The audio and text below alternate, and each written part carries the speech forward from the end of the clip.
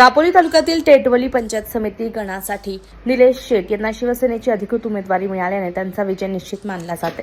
शिवसेना नेते रामदासभाई कदम आणि राज्यमंत्री योगेशदादा कदम यांच्या विश्वासातील एक महत्त्वाचं नाव म्हणजे निलेश शेट। दोन्ही नेत्यांचे अत्यंत निकटवर्तीय म्हणून ओळख असलेले निलेश शेट हे त्यांच्या मार्गदर्शन आणि आशीर्वादामुळे निवडणुकीच्या रिंगणात उतरलेत। शिवसेना विद्यार्थी सेनेतून सुरू झालेल्या प्रवासात त्यांनी सामाजिक, प्रशासकीय आणि विकासात्मक कामातून स्वतःची वेगळी ओळख निर्माण केली।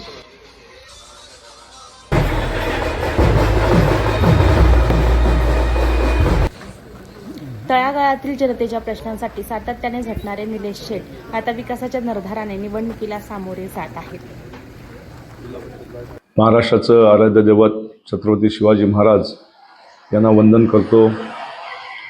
भारतीय घटनेचे शिल्पकार महामानव डॉक्टर बाबासाहेब आंबेडकर यांना देखील वंदन करतो। संपूर्ण हिंदुस्थानचे हिंदू हृदय सम्राट माननीय शिवसेना प्रमुख आदरणीय बाळासाहेबजी ठाकरे यांना देखील वंदन करतो। कोकणचे नेते सन्माननीय रामदासभाईजी कदम,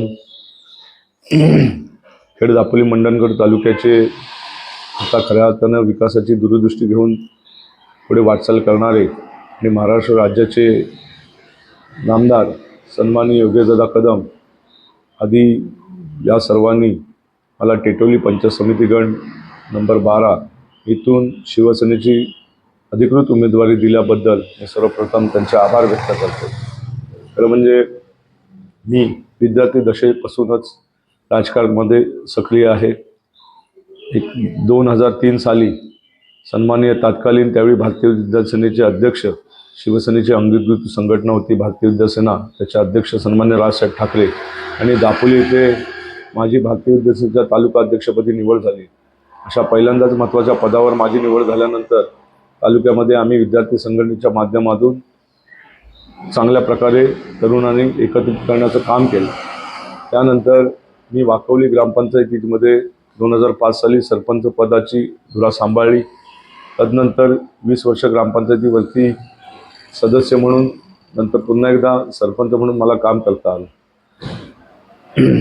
मधल्या काळामध्ये पालकमंत्री रवींद्रजी वायकर साहेब यांच्या पालकमंत्री असतेवेळी मला महत्त्वपूर्ण अशी जी जिल्ह्याची समिती आहे, जिल्हा नियोजन समिती, त्याच्यावर देखील सदस्य म्हणून काम करता आलं। मी माझ्या मतदारसंघामध्ये काम करत असताना जिल्हा परिषद आणि पंचायत समित्या या 73वी घटना दुरुस्ती झाल्यानंतर या ज्या स्वायत्त संस्था आहेत त्यांना स्थानिक स्वराज्य संस्थांना एक अनन्यसाधारण महत्त्व प्राप्त झालेलं आहे। गेले 9 वर्ष याच्यावरती प्रशासकीय राजवट असल्यामुळे अनेकांना छोट्या मोठ्या कामांपासून वंचित राहावं लागलं। मी पंचायत समितीकरता उमेदवारी दाखल केल्यानंतर मला माहिती आहे की या पंचायत समितीच्या माध्यमातून अनेक प्रकारची कामं करता येतात आणि ती करण्यासाठी मला प्रशासकीय अनुभव देखील त्या पद्धतीचा आहे। माझ्या मतदारसंघापुरतं सांगायचं म्हटलं तर विकास कामं तर माझ्या मतदारसंघामध्ये योगेशदादांच्या माध्यमातून मोठ्या प्रमाणावर होत आहेत। काही गावांमध्ये आजही काही प्रलंबित समस्या आहेत, त्या सोडवण्यासाठी म्हणून निश्चित मी प्रयत्न करेन। परंतु माझ्या मतदारसंघामध्ये कोकण कृषी विद्यापीठाचं मध्यवर्ती संशोधन केंद्र आहे आणि त्या मध्यवर्ती संशोधन केंद्राशी संबंधित काही प्रश्न लोकांचे आजही प्रलंबित आहेत। उदाहरणार्थ आता परवा जी झालेली प्रकल्पग्रस्तांची नोकर भरती आहे, काही नोकर भरतीमध्ये काही मुलांना आम्हाला न्याय देता आला, पण काही मुलं अजूनही त्याच्यापासून वंचित आहेत। आदरणीय योगेशदादा कदम यांनी या संदर्भाने शासन निर्णय व्हावा, या मुलांना नोकरीमध्ये कशामध्ये समावेश अशासाठी प्रयत्न केलेले आहेत। उर्वरित मंडळींना देखील आम्हाला त्याच्यामध्ये समावेश करण्याच्या दृष्टीने आमचा त्याच्या बाबतीत प्रयत्न आहे। त्याचबरोबर टेटवलीसारख्या गावामध्ये आज जागा विद्यापीठाकडे आहे आणि काहींना त्याच्यामुळे नोकरीपासून अडचण येते, त्याच्यावर देखील तडजोडीने काही मार्ग काढता येईल का, त्याच्यासाठी देखील आम्ही प्रयत्नशील राहणार आहोत।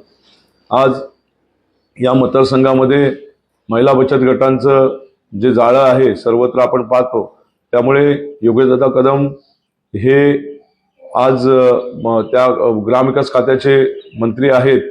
त्याच्यामुळे उमेद नावाचा जो विषय आहे तो दादांच्याही अखत्यारीत येतो। त्यामुळे मला महिला बचत गटांचं सक्षमीकरण करायचं आहे आणि दुसरं म्हणजे मी 30 सूत्री या मी ठरवलेली आहे आणि जिल्हा परिषद आणि पंचायत समित्यांमधून ज्यांच्या अंडर म्हणजे ज्याच्या अखत्यारीत या प्राथमिक शाळा येतात, त्या प्राथमिक शाळांचं दर्जेदार शिक्षण हा एक विषय माझ्यासमोर आहे। त्याचबरोबर आरोग्याच्या संबंधित प्राथमिक आरोग्य केंद्र येतात, मग त्याच्या संदर्भात उपकेंद्र येतात, तर तिथे देखील आरोग्याशी संबंधित वेगवेगळे उपक्रम राबवणे आणि उमेदच्या माध्यमातून योगेशदादांच्या सहकार्याने महिला बचत गटासाठी एक वेगळं स्वरूप देऊन त्यांना सुदृढ म्हणजे सक्षम बनवणे, या त्रिसूत्रीचा मी अवलंब करणार आहे.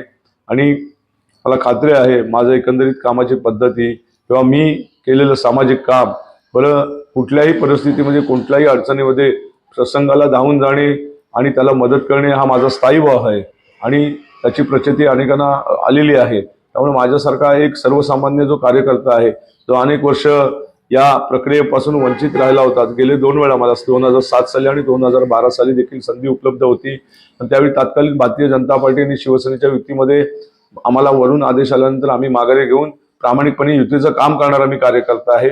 आणि आतापर्यंत कुठल्याही निवडणुकीमध्ये जो वरून आदेश येईल त्या आदेशाचं पालन करणार आहे. पण बऱ्याच वर्षांनी मला आदरणीय योगेशदादा कदम आणि माझ्या पक्षाने मला शिवसेना पक्षाने मला संधी दिलेली आहे. त्या संधीचं मी निश्चित सोनं करेन आणि मी मतदारांना आवाहन करेन की माझ्यासारख्या एका कार्यकर्त्याला आपण निवडून देऊन आपल्या सेवेची संधी द्यावी, असं मी सर्व मतदारांना आवाहन करतो.